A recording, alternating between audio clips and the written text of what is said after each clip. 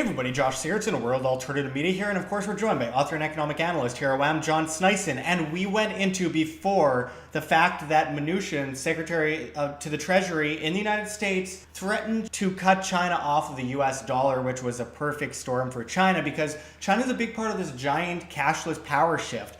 And again, this is happening. We are seeing things that are kind of reminiscent of what you'd expect when we see a whole system pushing towards the IMF's SDR, special drawing rights, which we'll go into soon. But first, this Wall Street Journal article says Treasury blocks Chinese bank from U.S. financial system over North Korea ties. And Bank of Dandong is accused of handling millions of dollars worth of transactions for sanctioned North Korean entities. And the story is basically as so. I don't need to go into this whole article for you guys, but it's really kind of starting to concern me that we are way too right about this situation, John. I feel like we're being way too vindicated because we've been talking about for a long time the centrally planned cashless society that the IMF is unrolling, and the IMF, of course, has been talking about moving to Beijing in the coming years in China. And with these sanctions on North Korea, it's like the perfect excuse to push towards this system. Regardless of what you think of Donald Trump, Mnuchin is historically a big banker and a globalist, and it's something that we should all be keeping a really good eye on because what they're basically trying to do is they're trying to raise interest rates at the Federal Reserve enough to be able to drop them out when the dollar comes crashing down. However, they'd have to go negative, so they're panicking. So they want to move into this new cashless, centrally planned system as soon as possible. And as I always go into, if your money's in the bank, it's not yours, it's a bank's. And if your money's always going through the banks via digital transactions and legal tender laws, you never hold it in your hand. It's never your money, it's always the bank's. And you are essentially enslaved to the banking system and the government through the legal tender laws. So with that said, John, what do you think of this new revelation out of China? Well, I think it's just another nail in the US dollar coffin. This is all to do with the United States. You got to remember that we take a look at the world reserve currencies, and what's interesting about them. They range throughout time. They always have a cycle on them. And as you can see on the chart that we have pulled up here, you can see from the 1400s, you had Portugal being a major power around the world, and then they, their currency were moving around the world everywhere. And then you had Spain. After that, of course, the Dutch came in, then the French, then the Brits, and then the United States. And now, as you can see at the top, you can see the United Nations with the IMF. That's what they're talking about for the future in this chart. So it's very interesting. This is actually from a good friend at Marco Byrne at Goldcore. So fantastic chart by Marco Byrne. Just really good exposing, what the plan is here, which is, of course, moving to this one world currency system. We have to interview him again, by the way. We definitely have to. So, Mark, if you watch, we'll be in touch with you soon, and you just do fantastic stuff. Always being out there. I always get your reports, and you got to follow him at goldcore. Absolutely. .com. But looking at this, of course, it always shows that the United States is on the verge of losing its world reserve currency. They have expanded mass amounts of debt everywhere in the world. Trillions upon trillions that are floating around other places than the United States, and that's why you haven't seen this massive inflation in the United States, because they were able to print money and then send it elsewhere. So it didn't circulate within the country, and you couldn't see the inflationary, pressure happening on the US dollar locally in the United States. Yeah, absolutely. And the way we're seeing this all move towards this cashless system is mostly because, well, all fiat currencies eventually revert to their intrinsic value of zero. They always have, always will. It's a flawed system. They just print. Quantitative easing, the fractional reserve banking, just the massive amounts of manipulation always bring the dollar down. And we've seen countless fiat currencies crash throughout history. It's been almost 1,000 years since the first fiat currency in 1024 AD in none other than China. Yeah. Well, it's interesting. It seemed to come full circle, like a 1,000-year circle. Like finally, China get the chance to screw everybody over as they did back in the day. And there are so many countries around the world that are swapping out of the U.S. dollar right now. People are running scared, rightly so. Yeah, they're moving up. We've gone into detail in other videos where we talked about different swaps between countries where they do transactions in yuan instead of US dollars in oil, whatever it is, of commodities. So this is a big move. And of course, recently China is adopting into their gold exchange that they have in Hong Kong. I think, I forgot what the gold exchange is called, but what they're doing is they're actually implementing oil trading there as well. So now people can actually trade with oil with China, give them oil, and then China could actually pay them gold directly within that exchange. So you're seeing that everybody's, flying out of the US dollar. It was very slow at the start. Mike Maloney has been fantastic talking about this, the trickle that happened with all these moves away from the nails and the coffin, US dollar coffin, he says.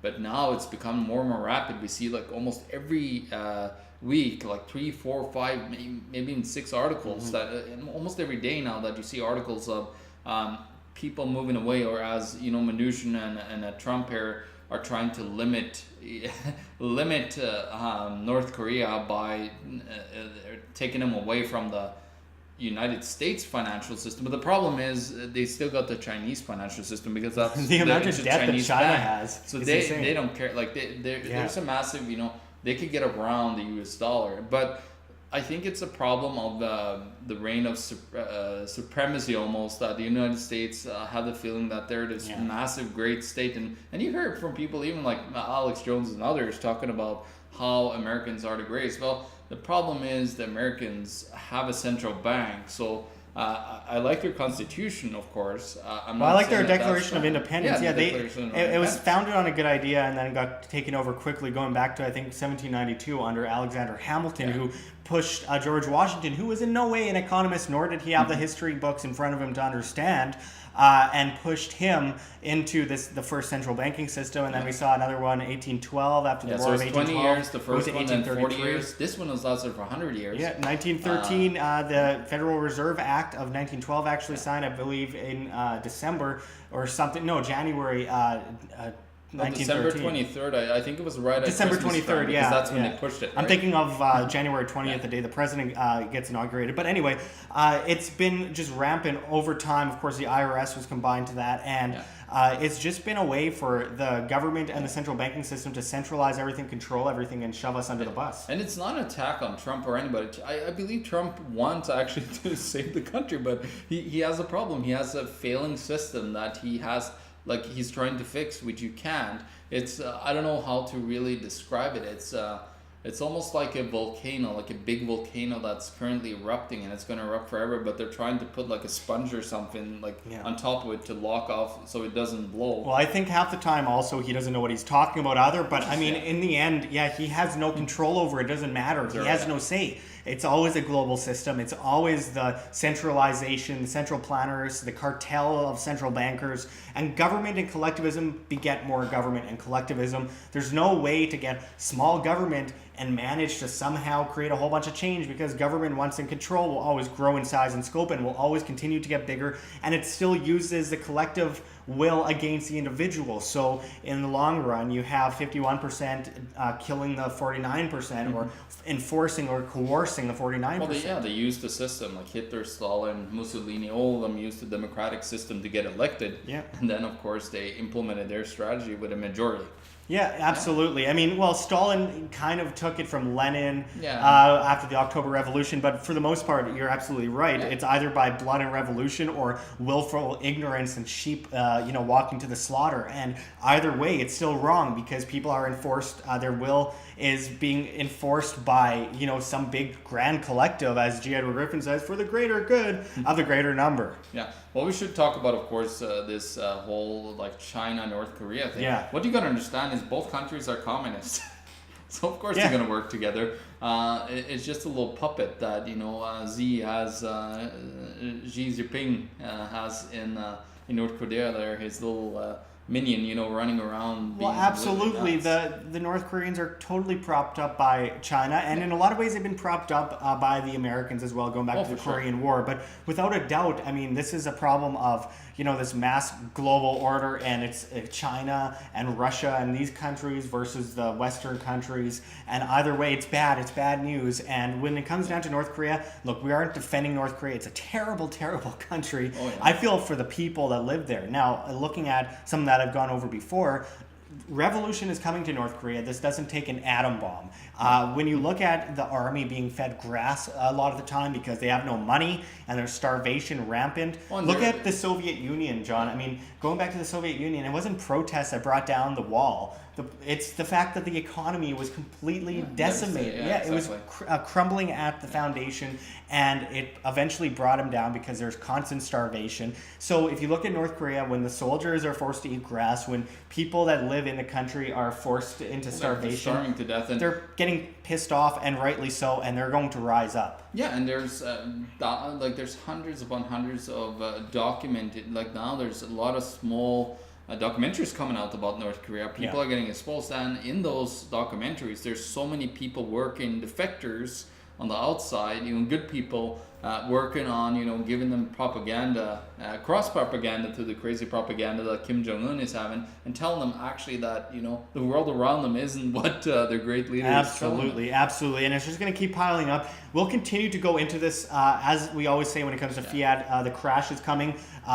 For the solutions, food, water, shelter, and then of course defense, so you're not gathering things for the toughest guy on the block. And then of course that which is decentralized, Bitcoin, assets, gold, silver, these are the things that will save us. Yeah, what I'm worried about though with Trump is that he might, go forward and look at, he's got to, show some muscle against North Korea in order to dominate them. And that's terrifying. My worries, that could trigger a world war here. Yeah, because there's 150,000 Chinese troops at the North Korean border as of a few months ago. There's ships in the Sea of Japan. You have the same thing with the Japanese. Then Russia's at their northern border, according to many reports. And it's just going to create this massive conflict. It's going to involve Iran as well. Everything's going to start crumbling, and then we're going to have a global war. And that's exactly what the monetary system wants. So with that said, John, let's just close it off for now, and we'll continue to report on this subject as it no doubt unfolds, unfortunately, and we will continue to be vindicated again. So until next time, thanks for watching, everyone. This is Josh Sigurdson and John Sneisen signing out for World Alternative Media. Find the truth, be the change. Thanks for watching, everyone. Check the links below. GoFundMe, Patreon. We can't do it without you. Any donation is very much appreciated, especially as we are so vastly demonetized by the Anti-Defamation League on YouTube as they flag all of our content as hate speech. You can also find our Bitcoin address in the description in the comments, as well as on the screen for you to scan if you please. You can also find me at Josh Sigurdson at steemit.com. That's steemit.com, the future of social media, as the dinosaur social media digs its own grave. You get paid in cryptocurrency, Steem that is, on steemit.com via the upvote of your posts. So I hope to see you there. But until next time, this is Josh Sigurdson signing out from World Alternative Media. Find the truth, be the change.